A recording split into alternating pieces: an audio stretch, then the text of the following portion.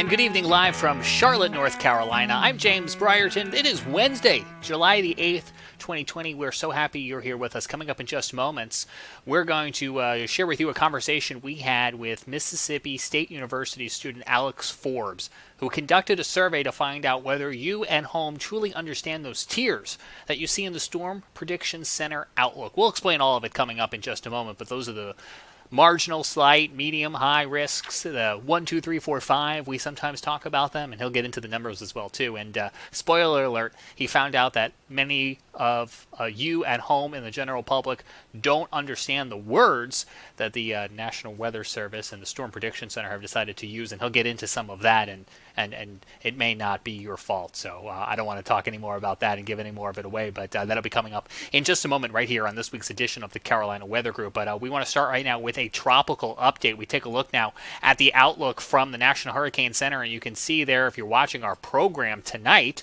or if you're listening on our audio podcast, I will relay to you, we're looking at a red X, a 70% chance of development here of a tropical system off the coast of the Carolinas, and this will be named Faye if it reaches tropical storm status. Now, what we have been watching the last couple days, if you've been following us on social media, is a low pressure system that came onshore from the Gulf of Mexico and ended up crossing portions of southern Georgia and South Carolina. That's what actually has been giving us several days of these kind of muggy temperatures. It's been slightly cooler than it has been, but it's been very muggy. It's been very cloudy. We'll take a look right here at these live pictures from WeatherStem in Wilmington, North Carolina, and you can see some of those lingering clouds that have been associated with this system. But again, this system traveled across Georgia, South Carolina, now moving back out to sea off the coast of the Carolinas, and it has been upgraded to a probable chance, about 70% chance of developing into a tropical system in the next little bit here. And if we take a look at the NAM run, this again is one of the models we look at here for the future. You can kind of see this thing spinning off the coast of the Carolinas over the next 24 to 48 hours, and this is really going to be bringing a significant amount of rain to eastern North Carolina. For the most part, if you're in South Carolina, your coast has largely been spared, but we will be watching this over the coming days again for eastern North Carolina, including the Outer Banks, and then eventually into Chesapeake Bay, into Virginia, and up the coast. We can actually look at, on that same NAM run, some of the precipitable water that we would expect to see. And I'm going to go ahead now and switch this over to our total precip amount. And as I start to play this forward, you can see that over the coming 12 hours or so, we could be looking at several inches of rain there from Atlantic Beach out along towards Cape Hatteras and all eventually along the mid-Atlantic coastline. And if I were to mouse this over, again, if you're watching here from the Outer Banks, we could be looking at several inches of rain, maybe upwards of 4 inches, maybe even more localized in some of these spots, because it's just like the weather we've been seeing on a lesser scale across the Carolinas the past few days, where you get these sudden pop-up storms, a few of which could be strong to severe, a few of which prompted some localized flash flood warnings. And again, we'll be watching this. Even if for some reason it didn't get named, we are still going to be watching for a localized flood event along eastern North Carolina over the course of the next few days. All of that being said, it is July. Some of you may be going to the beach. Some of you may not be going to the beach because of the ongoing coronavirus concerns and the restrictions on travel. But if you are watching, or you will be traveling across eastern North Carolina or that mid-Atlantic coast, again, we're going to be watching here for a 70% chance of development that this becomes a tropical system. If it gets named, it will be Faye. And for all I know, by the time you're listening to this podcast tomorrow morning when we release it at 6 a.m. on Thursdays, it could be named by then. So we'll continue to keep an eye on it right here at the Carolina Weather Group, and we'll bring you some updates as we get them. If you are watching or listening from South Carolina, you may be thinking, yeah, I know all about those localized flood threats you're talking about. Several inches of rain, some very localized flooding, and some hot spots from Charleston to areas south towards Hilton Head and Savannah. We'll show you those breakdowns coming up in just about 30 minutes from now. But we want to get you over now to the conversation with Alex Forbes and his study and his findings about those storm Prediction Center outlook. So let me toss it over to my colleague, Scotty Powell, joining us from the foothills of North Carolina and Morganton. Scotty. Hello, everyone. Welcome to the Carolina Weather Group. We're happy to have you this evening, and we want to bring in Alex Forbes, meteorologist student at Mississippi State University. And Alex has got a really cool project that he's been working on and was able to present over the last few months. And we're happy to have him on tonight. We're going to be talking about the SPC and the different risk levels. You know, sometimes you hear us talk about marginal, slight, moderate, all that good stuff. Well, Alex was able to interview you all with some assistance from some meteorologists and kind of get a better understanding of when we mention these things, what do you actually learn from it? So tonight we're going to be talking about that and some of his findings. We'll let Alex promote his social media towards the end of the show. So if you do have any questions that you'd like to tweet towards him, you can send them his way, and he can maybe help you out a little bit more with some of his research. So Evan, I know you and I, we're excited to talk about this. We saw this project a couple of weeks ago presented, and we're ecstatic to have Alex on with us tonight. So Alex, before we kind of get into the meat of the subject, first time guest with us. So we want to thank you for that. And we always ask the first time guest question. How did you decide this is what you want to do? How did you catch the weather bug? So for me, it was first grade. It was March. There was a line of severe storms that came through Metro Atlanta, and I still don't know to this day whether or not it was a tornado or straight line winds. We were never surveyed, so I don't know. But a tree fell on the corner of my house, right over there, and it fell on the house and it fell on the ground. Woke me up at 4 a.m, and that was what planted the seed. But I didn't really start to get into weather meteorology until about 4th or 5th grade. And it just evolved over time. It started off with, or it continued with me doing the weather for the elementary news. And then, you know, in middle school and high school and so forth, it just kept building and building and building. And lo and behold, I'm a senior now at Mississippi State. So something worked out. So in Georgia, I know Georgia has the meteorology program. What made you decide to go to Mississippi State? Yeah, so I want to do TV.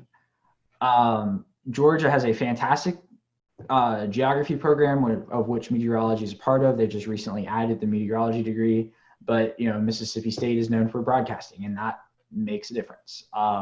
Plus, you know, it's not exactly far from me. Mississippi State's, or Starkville, is about 4.5 hours. You know, it's close enough, and you know, their scholarships they offer for out-of-state students is fantastic. So it really became a no-brainer. As a Florida Gator fan, I'd much rather cheer for Mississippi State than the Georgia Bulldogs. I know James won't be happy about that. But well, you know, it's a matter of fact. So that's right. That's right. Well, let's before we get in trouble, let's talk about what you've done some research on. The Storm Prediction Center, Alex. We see these outlooks posted, especially in the spring and summertime, thunderstorm outlooks with severe weather. So you decided to kind of dig into it and kind of ask the public what they think of these words that we tossed out. But before we kind of get into your research, let's briefly go into each category.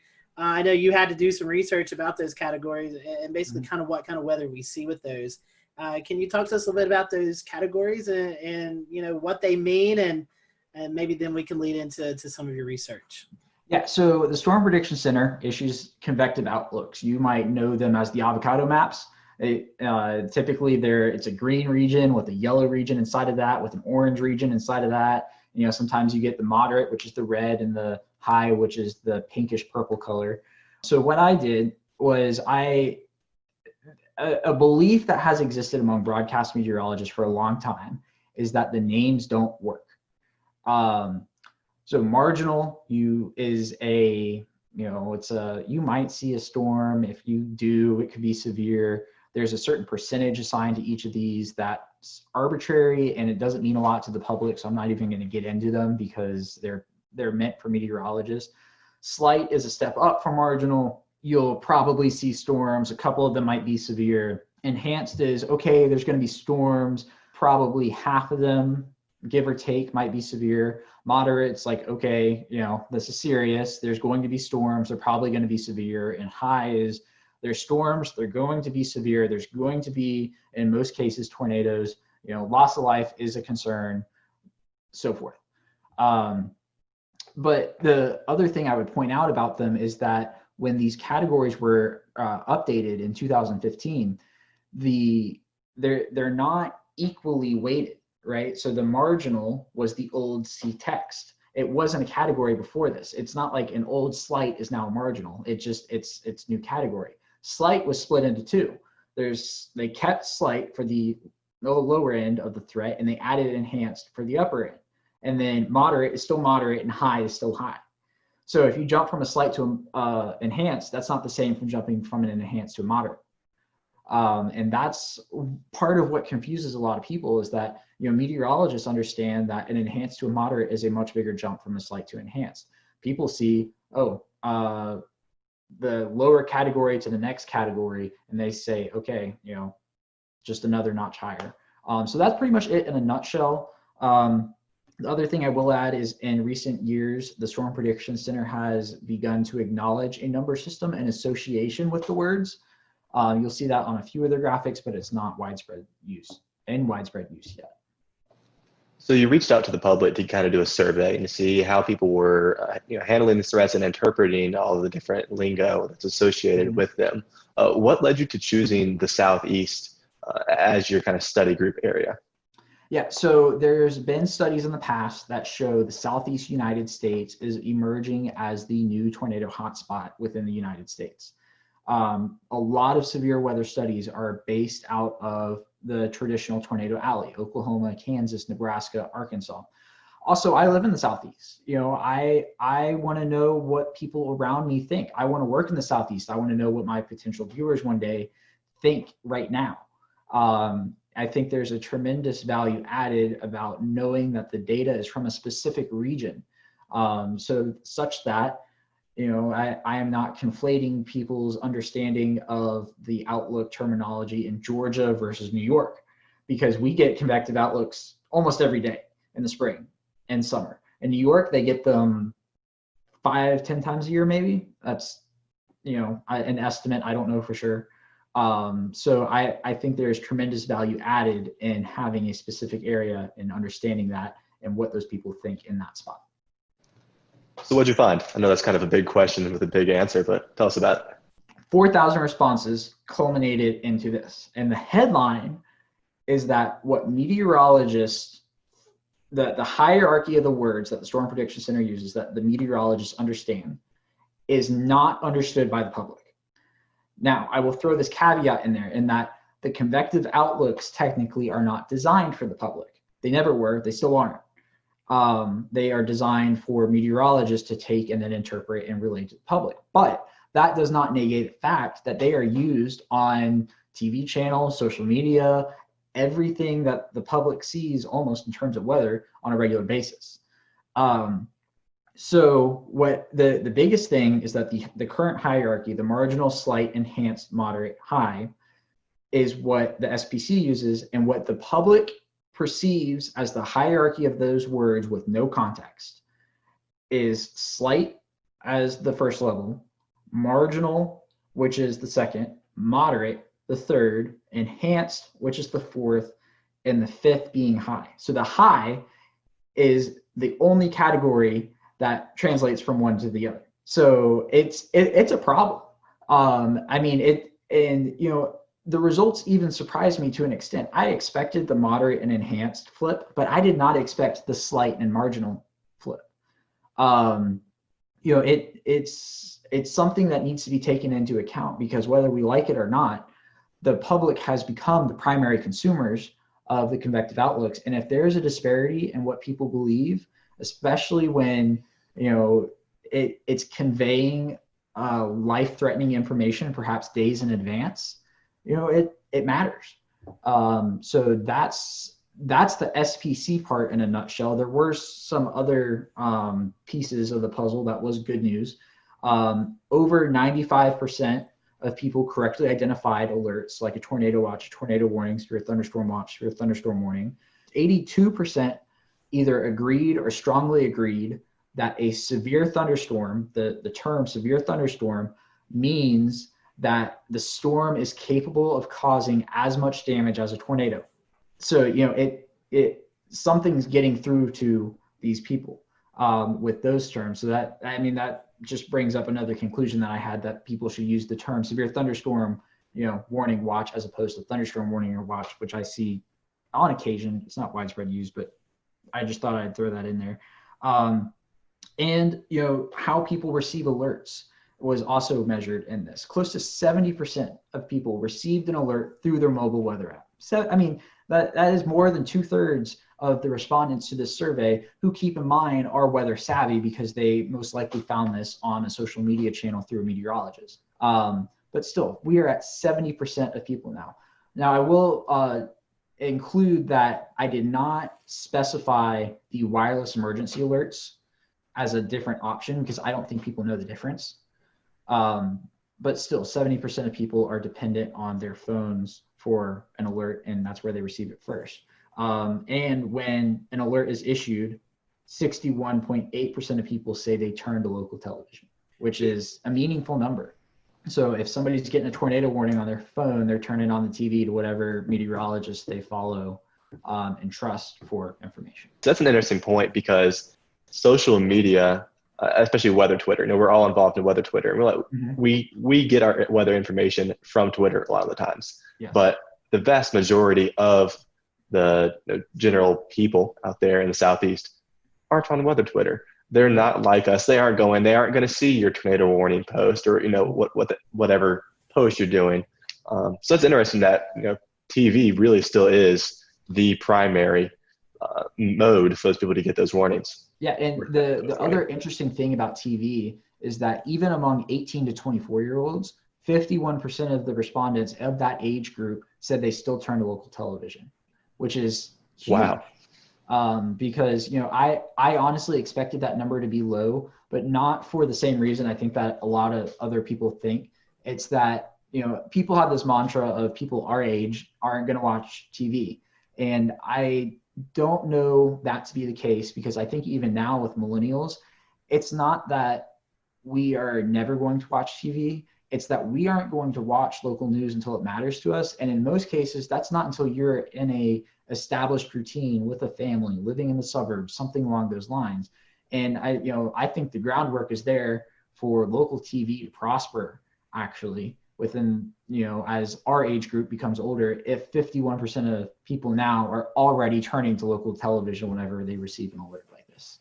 And, you know, off of that, Alex, with local television, most of the time they are breaking in, but they're also simulcasting per se on a Facebook Live or on a Periscope or something like that. So, I mean, if you kind of put the TVs in that aspect of the social media together, that's a pretty big percentage. Yes, absolutely.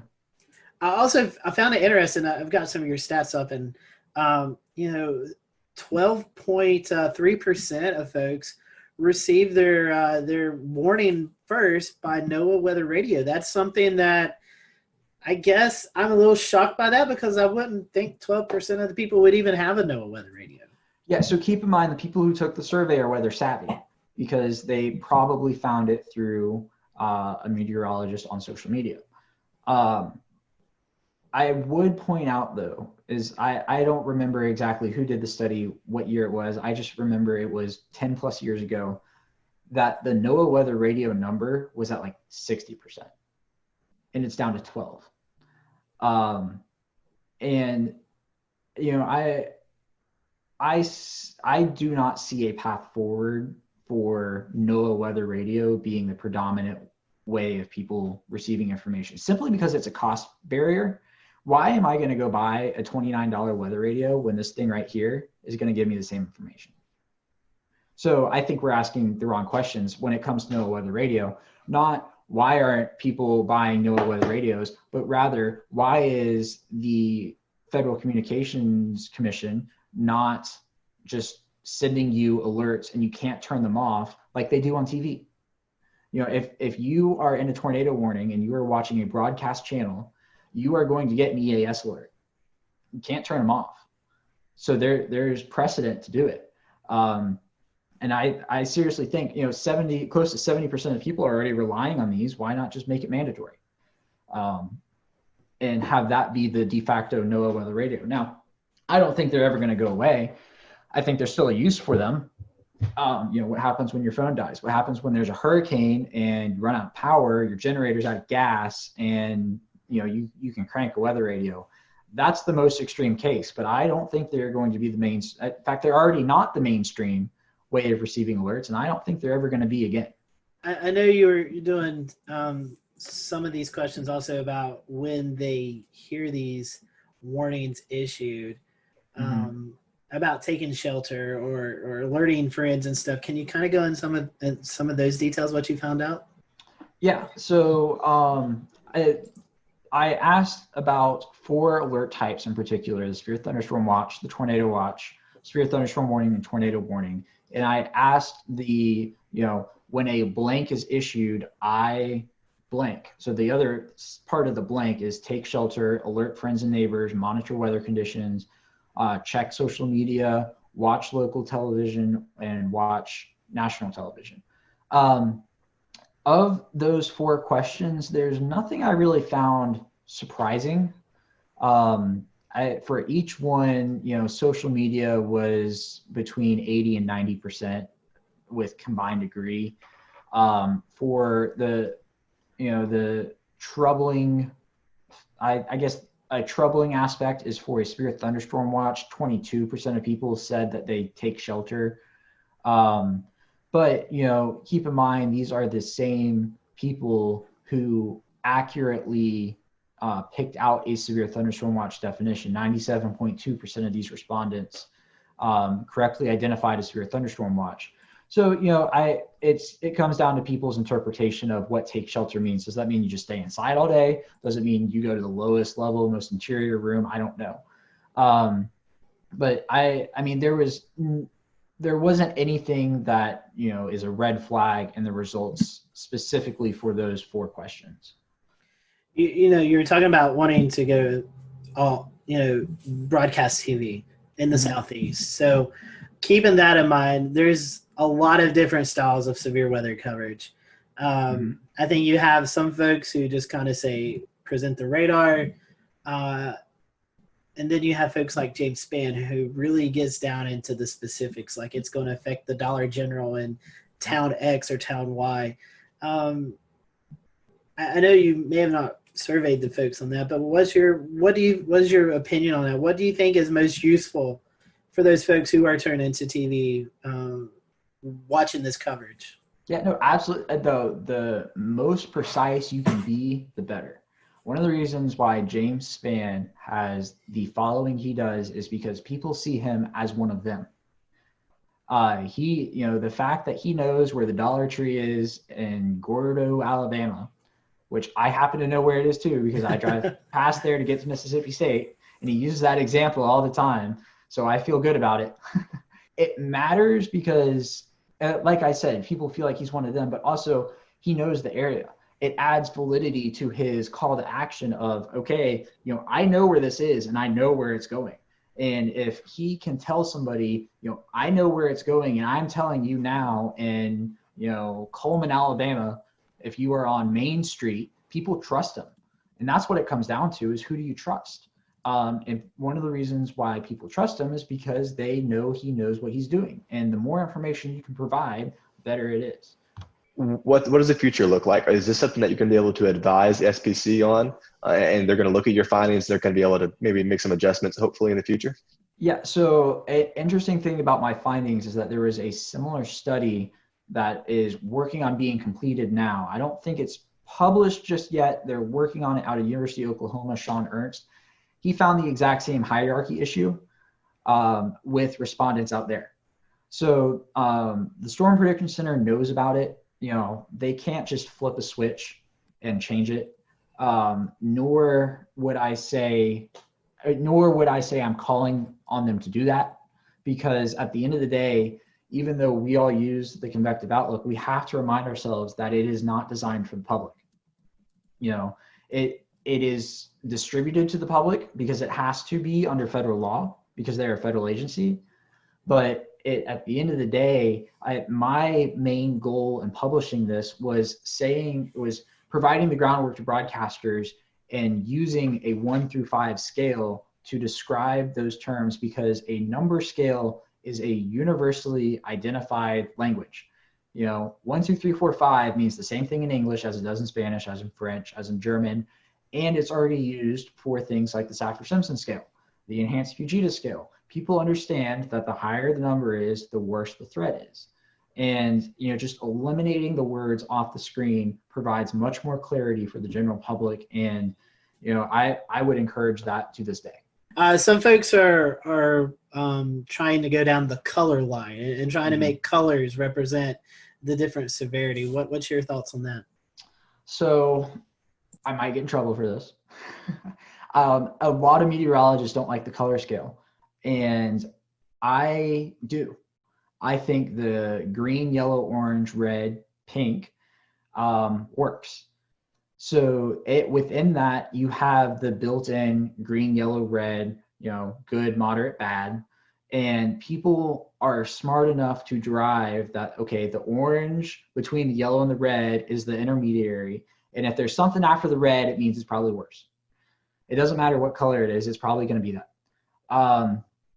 And two other things I will add is, no matter what colors you use, I still think people are going to translate the color to a number. If you show them two areas and you have, if you show them a green and a yellow area, and the yellow area is inside, and you've got a legend up top and there's the 5 colors, they're going to translate with that. Okay, so it's the first 2 colors and the yellow is the second worst. So, and there's the whole principle of a region within a region, right? You're not going to get a moderate area that is surrounded by a marginal area directly. You're always going to have a leveled marginal, slight, enhanced, moderate, high, as it stands now, with that area. And I think people are smart enough to be able to derive that if there's a region within another region, the higher threat is in that smaller region that is entirely contained. I'm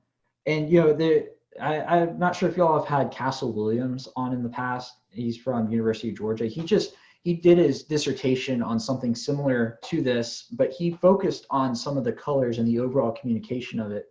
And the recommendations that ended up coming out of his project is that meteorologists should always use the same region, so you're not adjusting the SPC map, and the same colors as the SPC. You can change the wording, you can make it your own, you can give it a different feel, but as long as you keep that consistency, people are going to understand it. So, I mean, that's my 2 cents on it. I'm a senior meteorology student at Mississippi State. I am in no position to be making that type of decision whether or not to change something, but I think it works. And I think a lot of the confusion comes from the words and not the colors. So, Alex, was there anything in the research that we kind of haven't covered or that surprised you that you still want to go over before we kind of start to wind the show down? Yeah, so there's an interesting idea that was or everybody's gut reaction to my findings was, okay, we need to change the word order. And I don't think you can do that, because there is already an existing order. And if you change it, you're just going to confuse more people. Because what happens when, Sally down the road doesn't know that it changed, and all of a sudden a moderate is now at level 3 and she's freaking out because it used to be a level 4, and that's a noticeable difference. The other piece of data I would put to back that up is that, sure, even though 50.4% of people, a majority of people saw slight as number 1, 49.6% of people did not. The biggest disparity was that was the biggest disparity. That 61.9% of people saw moderate as a level 3. 38.1% of people did not see moderate as a level 3. So even if you reconfigure the words, you're still going to have a problem. And I think those numbers would go up because you would just cause more confusion with the change. So that's why I advocate for an entirely number-based scale. I think it works. Just dump the words completely. You will confuse far less people. I think it's a very interesting topic, because as you were saying, I think it's hard to change the names, but I love the idea of the numbers, and I hope, I know SPC is looking at some stuff, and hopefully, with your research and the research that's going on out of Oklahoma, hopefully we can start to incorporate these number scales, because I do believe people relate well, or maybe even more better with numbers than compared to these words, because, in my mind, enhanced and moderate automatically should be switched. That doesn't make sense to me. But I really do hope we can latch onto the number aspect, because I do think it conveys a more simple message. And when you're talking to people who are not weather savvy, they just want to know the information. Mm-hmm. And I think that helps get them the information they need to know. Yeah, and it helps them understand the threats better. Mm-hmm. You probably noticed in the beginning, I had a little trouble describing the words, and I think everybody does, because the definition of them is percentage based. It's not based off of, a certain type of storm that is expected, or a certain setup, or something along those lines. It's entirely arbitrary that people aren't going to understand. I mean, think about this. People don't understand chance of rain. All they do is formulate 50% is the halfway mark, and if it's below 50%, it's not going to rain. If it's above 50%, it's going to rain. That's literally what they do. I have asked people who are not meteorologists this question, and I have gotten that answer more often than not. So that's part of the issue, in that the groundwork for this is percentage based. But I would just circle back to one other thing, is that, while the SPC cannot change their outlook with the flip of a switch, a chief meteorologist at a station can, as long as their news director is on board.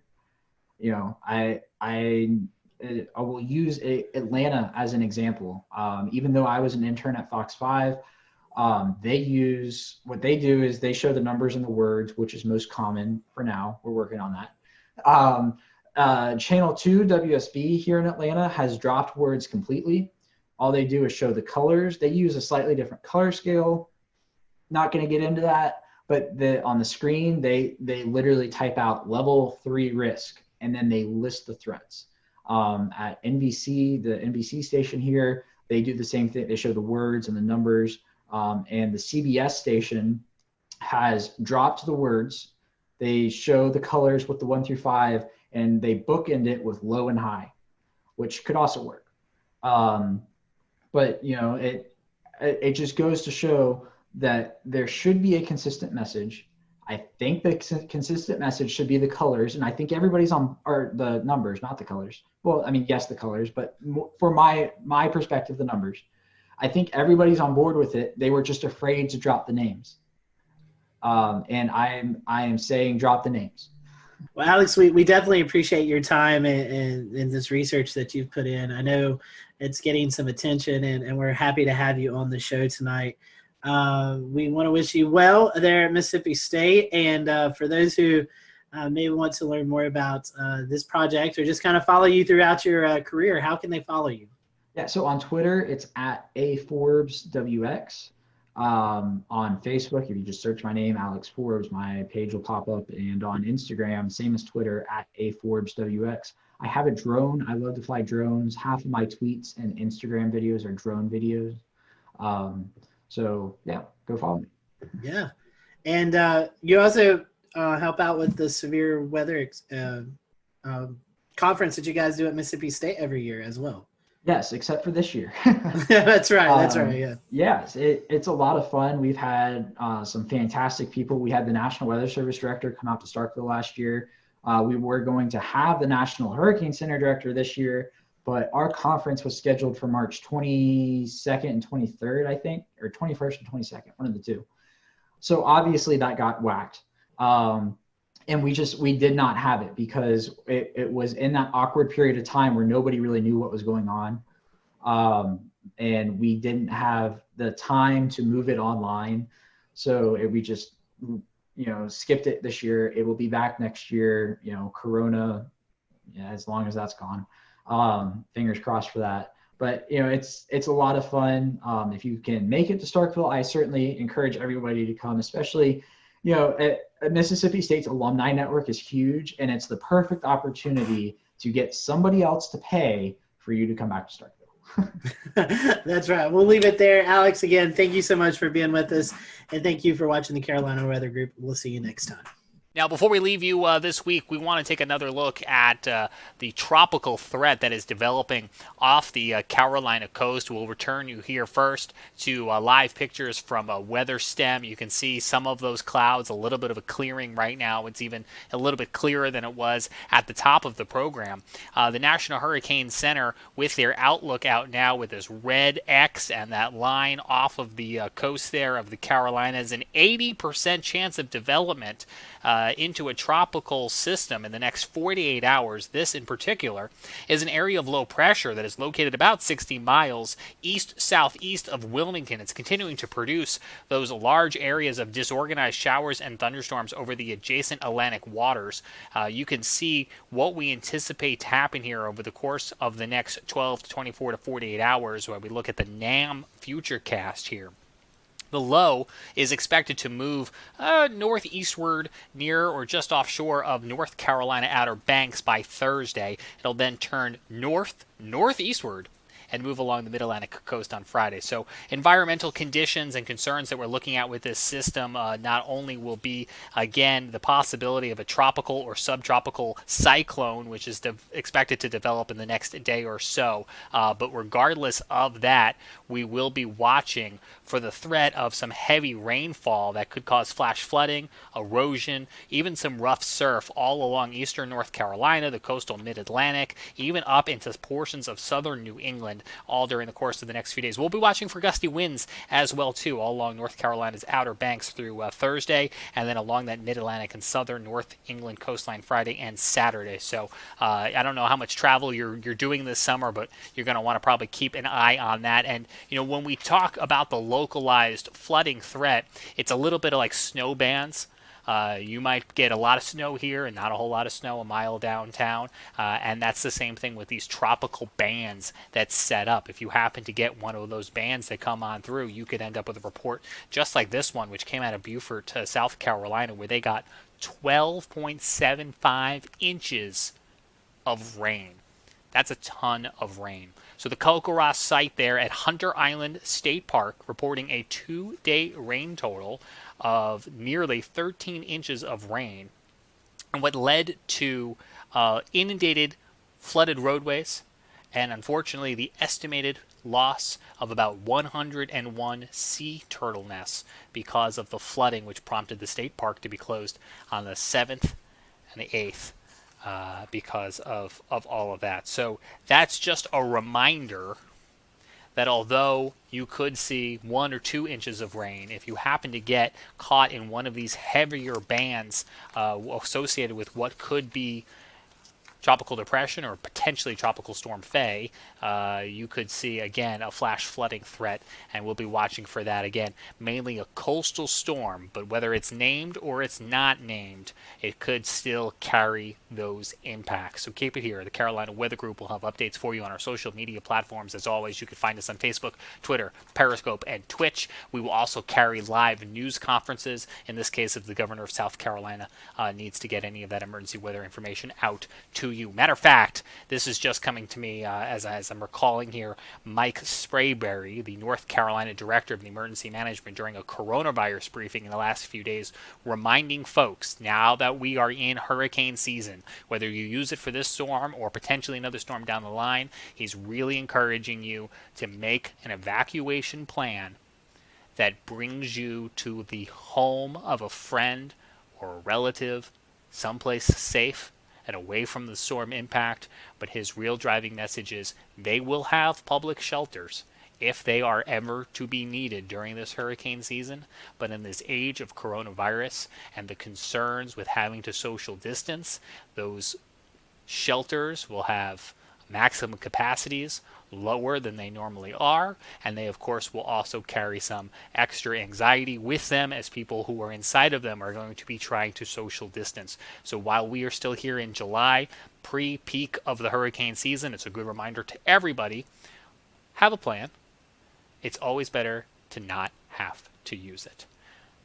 That does it for this week's edition of the Carolina Weather Group. We will have a web extra that is out with Tony Rice talking about a comet that is passing through the area, that if you get your timing just right and you happen to get a break in those clouds, you get up in the early morning hours, you may be able to check out this really cool comet that is pretty rare. We don't get an opportunity like that a whole lot. We will have more of our conversation with Tony Rice coming up next week on an all-new edition of the Carolina Weather Group. We're going back to Mars, folks. We are launching to Mars, hopefully by the end of the month, and Tony's going to tell us all about that when he does join us. For now, I'm James Brierton in Charlotte. Thanks for joining us here on this week's edition of the Carolina Weather Group. Don't forget, you can take our audio podcast with you on Spotify, Apple Podcasts. We would love for you to support our show at anchor.fm/Carolina Weather. We'll see you again back here real soon.